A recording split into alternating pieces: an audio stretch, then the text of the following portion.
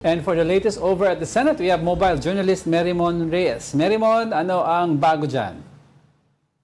Good morning, Angelo. So far dito ngayon sa Senado, nagpapatuloy yung pagdinig naman ng Senate Committee on Basic Education tungkol sa Private Basic Education Assistance Act. Ito yung magbibigay assistance pa sa mas maraming estudyante, lalo pa pinalawak ang budget na education sector na magkaroon ng access daw sa mas kalidad na edukasyon. Pero bukod dyan, ngayong 11 o'clock AM naman, magkakaroon ng press conference sila Senator Amy Marcos at Senator Rodante Marcoleta. Though yung topic, hindi pa sa atin na, wala pa tayong nakukuha ang impormasyon tungkol doon, pero mangyayaring tungkol yan sa mga recent issues sa bansa, lalong-lalo na baka ma-bring up din yung nangyaring ikawalong pagdinig ng Senate Blue Ribbon Committee kahapon.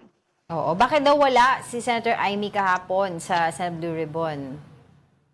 Walang explanation pero kasi nung mga lumipas na linggo, si Senator Amy Marcos mismo ang nagsasabi na silang mga senador daw ay nalilimitahan na sa pagsasalita, sa pag-bring up ng bigger fish at sea, yung mga pangalan na to, including ang kanyang pinsan na si former House Speaker Martin Romualdez. Ang sinasabi naman dyan ni Blue Ribbon Committee Chair Senator Ping Lacson, bukas naman daw silang mag-participate, wala raw silang pinipigilan at patuloy naman yung direksyon ng komite, lalong-lalo na nag-guided ito ng ebidensya. Pero yun nga lang kahapon, wala ang senadora sa pagdinig. Pero si Senator Marcoleta, nandoon naman siya. Any sightings kila Senators Joel Villanueva and Jinggoy Estrada?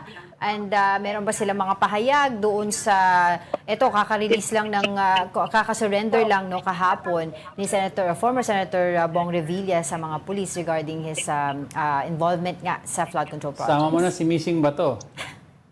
Nako, dito kay Senator Bato de la Rosa, hanggang ngayon wala pa rin talaga siya dito. Ang nasasabi dito ni Senator Ping, wala pa silang communication whatsoever. Hindi niya rin daw nabati nung New Year etong senador. Pero sa case naman ni Senator Joel, hanggang sa mga committee naman na nangyari pa so far dito na may pagdinig, wala rin pa sila dito, hindi pa natin sila nakahagilap. And so far yung mga kampo nila, nung lumabas na rin yung arrest warrant kahapon, wala pang inilalabas na kanilang mga panayam. Okay.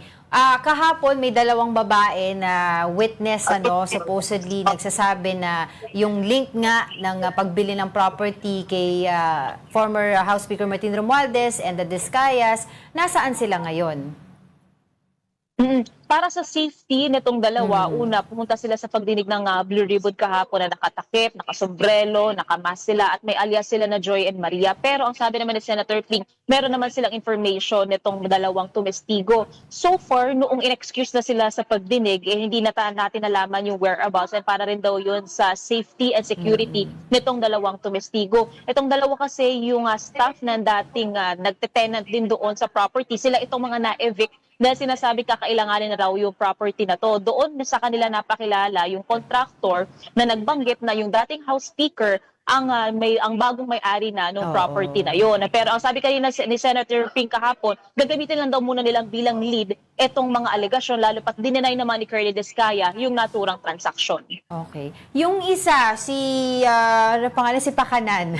Pakanan. Si Regional Director. Regional Director, siya ay nandoon kahapon sa hearing bilang isang resource person, tama ba? Tama. Oo. Ba't daw nakatakip yung buong mukha? Bakit ang mukhang Teletubbies? Oo nga. Nung pagpasok niya rin kasi sa session hall mismo, nakatakip na siya. Ini-escort din siya ng mga staff. Pero ang sinasabi dito ni Regional Director Pakanan, para raw sana sa safety niya and sa seguridad niya rin. Pero hindi naging satisfied kasi yung mga senador.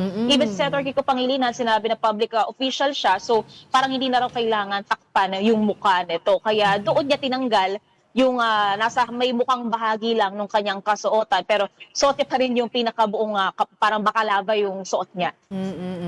Okay, so isa sa mga matinding pinag-usapan din kahapon dyan sa Senado, yung coordinates, Merong mga explanation tungkol doon sa coordinates na pangplano and coordinates na mismo pang-implement ng project, etc.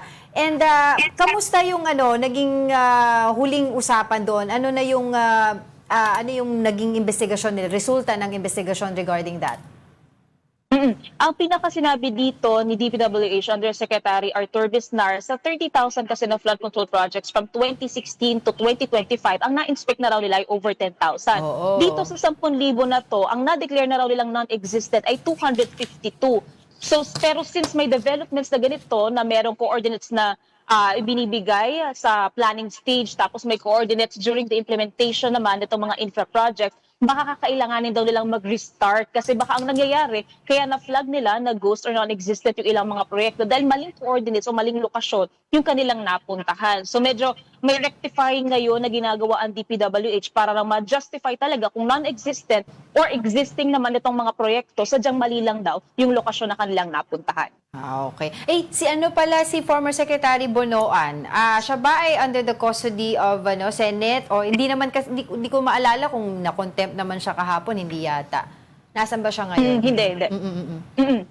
So walang na-contempt so far sa mga naging resource person kahapon. Still Secretary Bonoan, freely working pa rin naman siya. Kahapon naman naging bukas din siya sa pagpapaliwanag niya doon sa coordinates na binigay niya o pinasa niya sa Malacanang. Ito rin yung kanyang instruction galing kay late Yusek Maria Catalina Cabral. So yung coordinates na yon nakabase lang din sa data na na-generate ng ahensya during that time. So doon din nagkaroon ng pagpapaliwanag sa Secretary Bonoan sa difference na possible na mangyari dahil daw pa sa changes ng landscape, yung pagkakaiba daw ng itsura daw ng ilog, ng lupa. So pwedeng magkaroon ng variance doon sa coordinates. Pero so far naman wala namang nagkaroon ng citing in contempt. Ang nangyari din kahapon, etong sina engineers Bryce Hernandez at JP Mendoza sinundo na dito ng NBI.